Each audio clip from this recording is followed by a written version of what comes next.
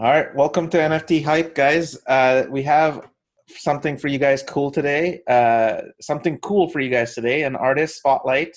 Gisel Florez of giselflorez.com. You can find out more over there. Big Mike, do you know a little bit about Gisel and what she does? Just from what I've seen around on atomichub.io, and then initially she was also minting on Simple Assets too. She's been part of the wax community basically almost since the start of GPK. She's been kind of tooling around and making her name. So yeah, it's nice to finally meet her and put a face to the name and maybe get a little bit more info here. Yeah, same. I seen her work and I reached out to her. I was so excited to meet the artist. And Gisel, let's hear a little bit about yourself and tell us a little bit about yourself. Hello. So I'm Gisel X Florez, and I have been doing photography for a really long time. I've been in blockchain the last 2 years. It's a little less than two, and have been loving everything about it. Been exploring different chains the last year. Have been kind of like seeing what else there's past Ethereum, and it's been really interesting making different collections for different venues and different platforms. You know, kind of showing different sides of me in through different audiences, even like having different blockchains really has different audiences in each one. It's like little pods of communication of communities that I find pretty exciting to just be able to like see how things are developing in each one. Wax has been really fast in developing what they're doing, having GPK and like all the heroes, the blockchain heroes. I find it fascinating to see it happen. I used to be a collector of cards myself as a child, so I love, I collected Marvel, I collected mostly baseball cards, some basketball as well. My fun as a teenager was working with Excel and having price sheets and like, you know, checking what the value of those cards were at all times. I wanted to know. So did you have the Beckett magazine all around the house? Yeah, there was like the Price magazine that you could order fun stuff in the back too. Nice. So I loved doing that as a kid, and I feel like I've now found the new version of that. And there's a lot of similar like-minded collectors here, and it's kind of a fun. It's been an interesting circle because I was such a kid back then, and I had a real passion for it. It was wild, and now it's coming back because now there's so many prices I can check, like you know, of all kinds of things, and everything is so dynamic and flowing, you know, up and down, but like each thing means a different I don't know, it's wild, and it's been really fun to learn about and share my art through, of course. It's a really fast space. It evolves quite quickly as well. That's one of the things about EOSIO that I really noticed is that when it moves fast. Yeah, it's wild, and apparently like it sounds like I'm not sure if it's just Atomic or the wax in general. It has like all these leaders coming in from different places that seem to have a really good leadership with a vision as to what they're developing. Yeah, the Wax Council. So they're bringing on a bunch of corporations to kind of advise them on how to move forward and what would work well for them, so that eventually that they can actually become partners. So I'd love to be part of all this and see how it develops and see where I fit in, you know. Tell me. I was going to say, how long have you done photography? It's now 17, 18 years photography. So I shoot with a 4x5 digital. Is that a medium format or? Here, I can put it on the screen. Hold on. Oh, wow. Cool.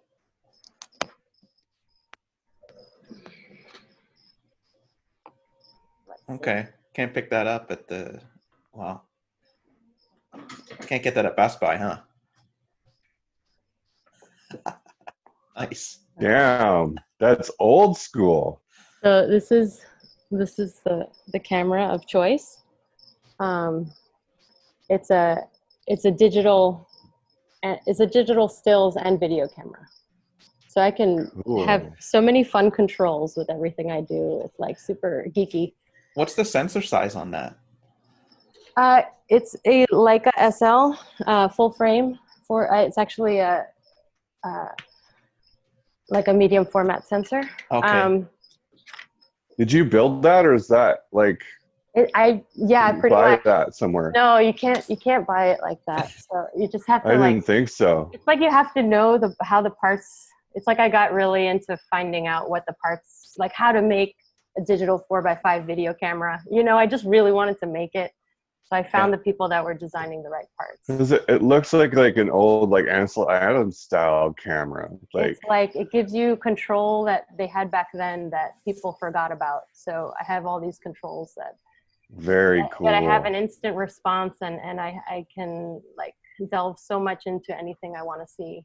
So it's wild. It's so much fun. I love it. So then you make a lot of your exposures and changes manually rather than doing stuff in post then? Yes. I do so much in camera. I find in camera to be so important, especially, I mean, why not? It's free. Like you don't have to pay for film anymore. And the controls are key to making a unique image. So a lot of my images, the ones that you've seen on wax, they're created with light. They're light beams that I've captured in different formats and different. So that's actual physical light beams that you've caught. Yes. That's the variation of color that you see are all different light sources. So they're all different, like mixes of many different types of light sources. And that's why they have different patterns to them. Like the totem collection is actually a multi-layered light form. So like I have like, I've been working with it in post to make those wax totems. Like they're a little bit different than the clear transmission of light series that I make. Would you mind me sharing my screen so you can look at and make comment on them while you're talking? Because that's really like, as a photographer, to get the image in the camera that you're looking for and not really do that much work in post is basically like the ultimate goal. Yeah. Right. I love the control of it. So this is the most recent series. Each wax totem goes with like a pretty open concept as far as like the feeling of what a totem is. Like something is like protection, you know. Here I worked with a central circle theme, working with different, almost like cutting it in a pie chart, you know, but all with the waves of light. So it's all playing with like multi-layered exposures of light, like in post, that is in post. Because these are kind of like, I'm taking all the different light pictures that I have taken and putting them together into one little tight collectible package. But you're just layering them, right? You're not actually doing much editing post-wise, or? Like, like I'm, the line work that you see, those are light waves. So like, they're just layered on top of each other at this point. And I work with like a theme for each version of the totem series. Yeah. What does the word totem mean? Is that something that's in the photography industry, or is that something that you came up with? No, it's like a protection. Like you wear, you know, it's like a piece of protection. Like each one kind of just has like a more philosophical theme, like of feel. Like I don't know. I've been trying to put feeling into my artworks in a way that I don't know. I've been playing with different methods of communicating visually with people and seeing how to give emotions a place out. Who's your audience, Gisel? Was it prior to wax? Was it where were they and who are they? And now has it changed since you've come onto wax? Like, is it more a collectible crypto focused audience now as opposed to before? I came from a more traditional art world. I went to the Rhode Island School of Design and graduated from there in 2003. And since then have been just pursuing photography and New York City art and the art world. My husband's into the arts as well. He went to Cooper Union. And we do a lot of art events at our place. So like my audience is mostly not in this world of blockchain. And we wouldn't expect them to be, right? So yeah, and it's funny speaking to some of them, or some are intrigued. My last physical show was kind of giving away these coins that were also NFT collections. Like if you go to my website, giselflorez.com, you'll see like there's different collections. There's the GXF collection, and those are pieces. It's like the first big project I did in blockchain where I had physical prints that I made that I signed each one, and I had QR codes on the back, and I worked with a linking company to do the QR NFT straight into your wallet. You know, like you get the wallet with the scan.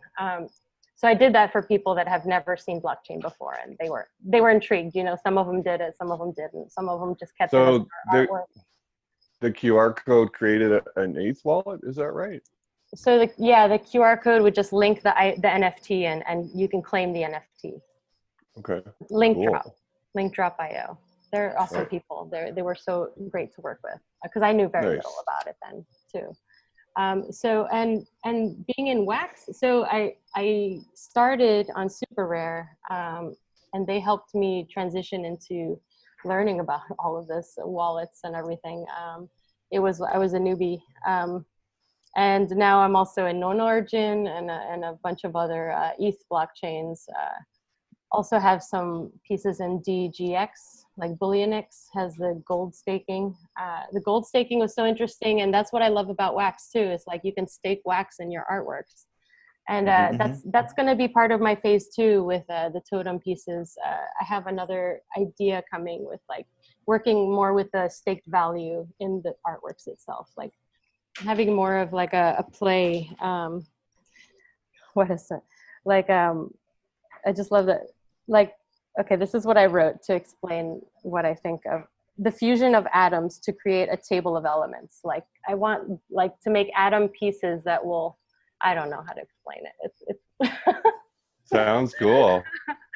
I love the fractionalizing of the blockchains and the way, you know, I've just conceptually, I've been trying to incorporate it into how I present my works and different projects within it. So the phase 2 of the wax totems will be something like that, more value-based questions or things I could push. This is exactly why I love the wax ecosystem, because it's bringing together the tech community and the art community, and just it's two worlds that probably would have never collided prior to this, and now we're seeing it happen in real time. The gaming and the collectors. It's like a lot of groups. It's a lot of groups coming together that can all help each other benefit and grow. Yeah. Gisel, how would you describe your work? Like, would you say you're an impressionist photographer, or what would you? How would you label your style? I like to say artist in light. I like to say that I'm a bit of a light worker, a visual light worker in some ways. And have you always like been attracted to that?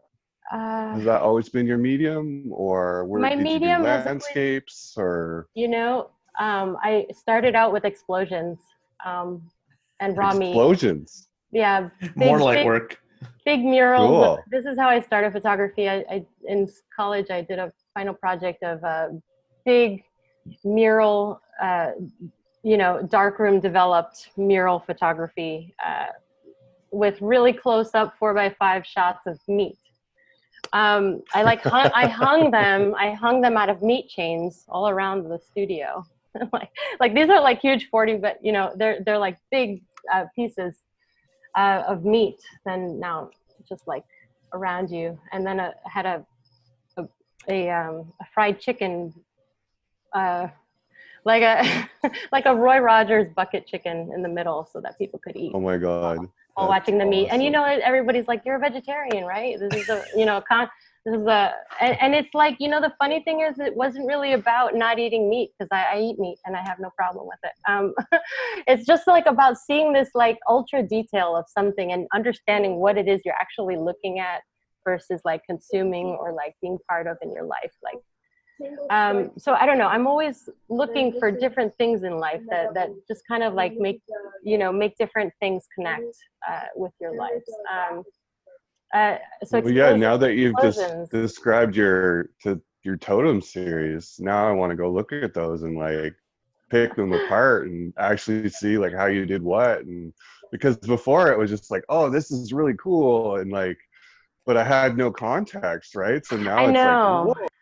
It's like, and I've kept the totem pieces pretty simple. Like they're really just small, you know, little, like I want to just make like a little easy collectible that's not too much, you know, not too expensive, or Right. you know, I want to be kind of within the range of people that are like normal collectors, you know, like I like the idea of having something special though for that price. You know, it's not just like the same coin that they minted a million times, you know, it's a little bit more than that.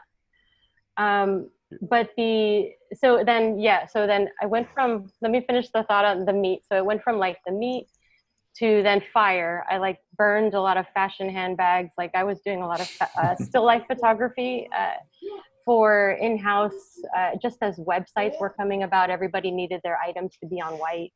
So I worked for Barney's New York. I helped them build a photo studio, and I gave them all their specs, and I was running it for a while, and that was great. But then I was like, wow, I need more in my life, like than just taking pictures on white. So I ended up just like burning a Fendi bag on fire. And then I did a whole series of flaming fashion items. The V magazine had me in there for a few spreads, and like I had, you know, a lot of fun success with like the fashion photography world back when it was like booming, you know. And now, you know, now there's like all this, my work has become more conceptual and less fashion, you know. I still do commercial work here and there, and I'm open to all kinds of fun projects. I like, you know, everything from like watches to like, you know, anything with detail. I love taking pictures of. So, but the blockchain has given me such a fun venue for really delving into my artwork as far as like conceptual works, and it's been really fun. And now you can, like you said, now you can create like these consumable pieces that you can share with everyone else and mint some of them. What is your plan to use? So I see you have like a 1 of 6 of these totems. What are your plans for future drops on wax? There are editions of 6, the pieces, and I think this is my 3rd that I've come up with. This is my 3rd of the totems that's out right now. The first series is sold out. The second series is like half sold out. You know, I've been keeping it open and just letting it be, and not oversaturating with too many, because I like it to come from like, when I feel like making one, I will make one, you know, like when the feeling and the thought comes to me, I'm not going to like force myself to make them, because then what's the point? You know, it doesn't mean anything. So, and why 6? Just to keep it kind of small, not too big of an edition, just so 6 lucky people have it, each one. And hopefully you end up trading against each other. You know, I don't know. We'll see how it goes and how it opens up. Yeah. Well, I guess we can take a look at the ones you have on there now. And you said whenever you feel like it, you might drop another one. So feel wanted free to give a shout out to Wizard X, because he helped me get into wax and like know anything. He helped me get through the barriers of how to enter wax and learn how to do that. So that was. Now, what do you think about the barriers to enter wax? It wasn't that hard, was it?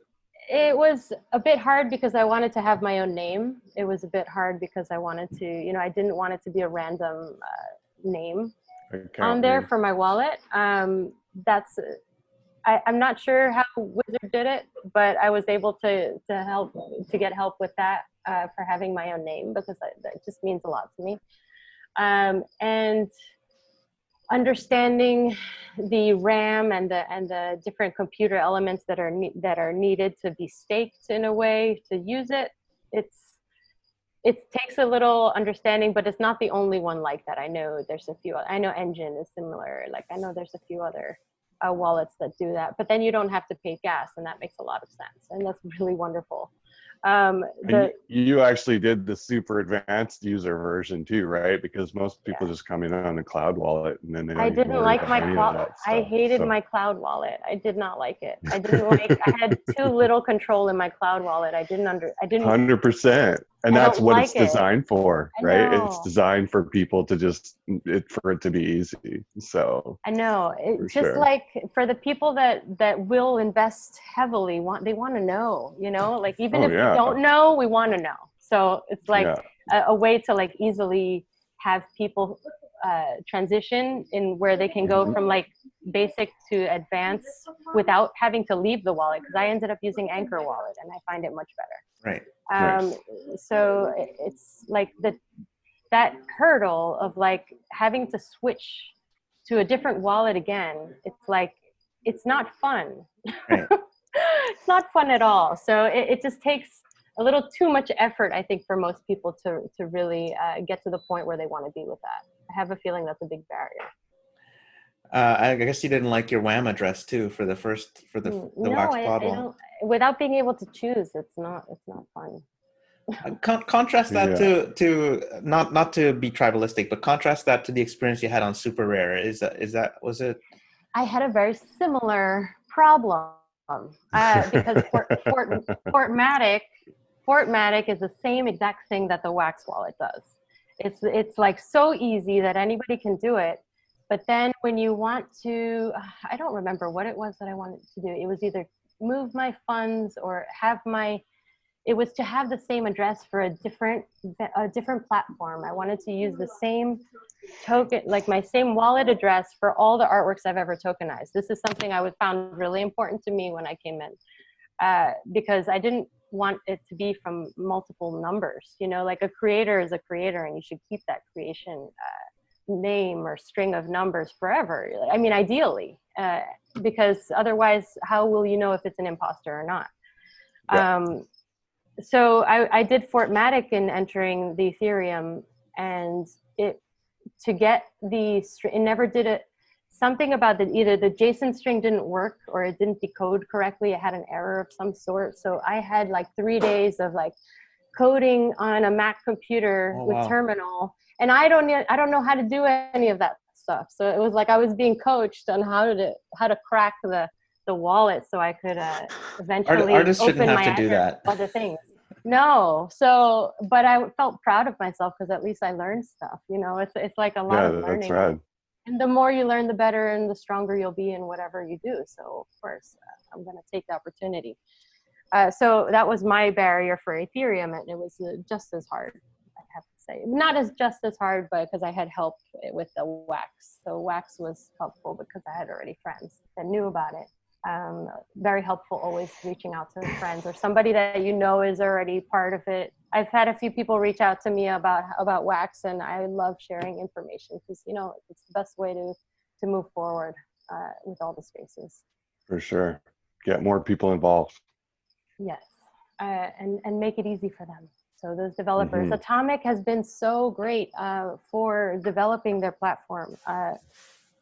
They've been so responsive and quick to adjust things and to take recommendations. Nothing's ever taken personal, which is great because it's not about that. And it's so fun to see updates and upgrades so quickly.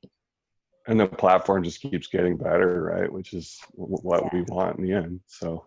Yeah, and I love looking at what's for sale. I love being able to sort and to like all the choices with sorting and number, like additions and what mint number it is on each one. All of that stuff is really important and awesome to be able to see the whole collection.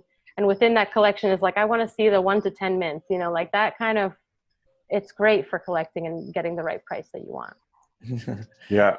And sales too, like you can go through the whole sales log and just pick out each individual project, and then and you can even look at say pack sales for BCH or Yeah. Chibi sales or whatever, right? It's really cool. It's going to be great for the big companies coming in for sure. It's funny being a small artist in it because things are being developed without even me noticing. Like I recently saw that there's a chart where it shows like the past history sale price, and then like it goes up or down based on the sale price. And of course you always want it to look like it's going up, right? But like if you implement it in a point where that wasn't relevant before, it's like to see the price, like I had it at one price and then I put it lower just to see, like just to have it refresh in the market. And I didn't realize like changing the price would then, because then it looks like it's going down. Like, Right. like it's so dramatic, even though it's like information of what, a few weeks, like who knows, of like one time I changed the price, because it's there's also so much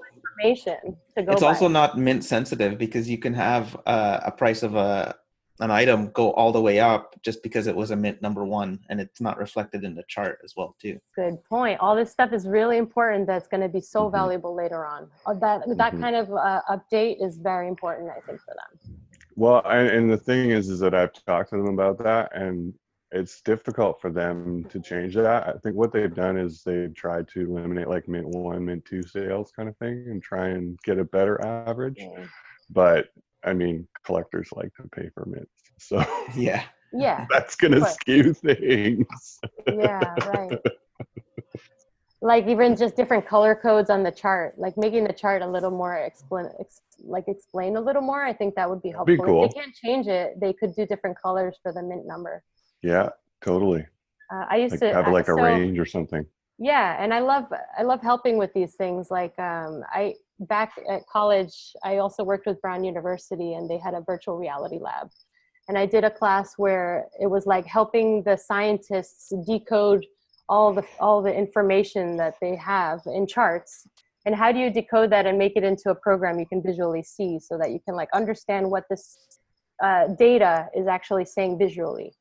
That for me is a really huge thing. I love working on those challenges, like how to visualize data is the most important thing right now for these companies to be able to like show charts, because charts are great. Charts are so important, but they can really be, there can be so many levels to them visually that can show you so many different things. So I helped with the Brown University. They were doing like visual blood flow studies so that you could see where the blood flow would get collected in the vein arteries. Like they were studying these things, and to see it in VR, this was like 2003, 2004. And seeing it in VR is like wild. It was so cool to see information in a visual representation. So, and now VR has come back force, and I didn't know about it for many years. I didn't check in. And now seeing VR, how it's developed, and wow, the amount of things people are doing, it is so cool. And the whole AR thing too is really rad. I want to get into that more. I know, I've been making some 3D models, and I haven't played with it yet, but I'd love to see how they do in an AR setting. Like once you have an object, you can kind of put it anywhere now and play with the idea. It's really nice. Yeah, cool. It's really cool. Gisel, let us know what you're excited about next, and also where folks can reach you. They could reach me at linktree.com/GiselX. You can see all my links and different things you can check out. I have tried to put all my platforms there. I'm not sure if I have all of them, but I know Wax is on there. And yeah, I love the projects. All of them have been developing so wild and so fun to see.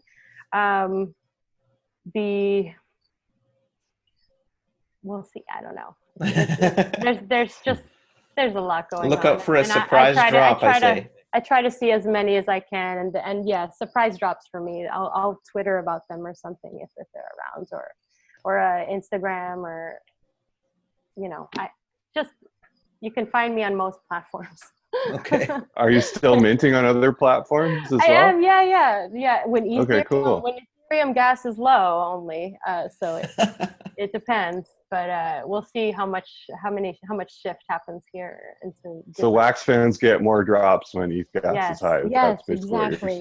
I might start new series just for that, because the gas series. The gas. That would be fun. Yeah, exactly. Yeah. You could go around and take pictures of like super old gas pumps or something, or That like would be gas fun. cans, or like, and then like Just lighting do them on some fire. layering. Lighting them on Lighting fire. them. Even Ex- better. Go back to Smoke. explosions. Yeah, Of make a full course, circle. of course. My first tokens on Super Rare were of fireworks with physical mirrors on the fireworks themselves. So there's like these video Cool. fireworks. And yeah, now I'm in it for long term. So there's going to be all kinds of different things developing from me. I like to keep it open and free and see what it is that wants to come out at the time. So maybe you'll see something, maybe not. Cool. Well, hopefully so. Yeah, of course. Yeah, glad to have you Anyway. part of the wax community. That's for sure. Cool. Yeah, thanks. And I feel like it would be really great, of course, if wax eventually separates their things somehow with artworks. It would be cool to have a little different atomic hub, art hub type selection, because I know more and more artists are wanting to tokenize there, and it gets a little lost with all these gaming assets, I have to say. Well, if you want a platform on Wax, maybe hit me up in DM after we can start out something on Wax Stash. Cool. I don't know what that is, but all right. Yeah.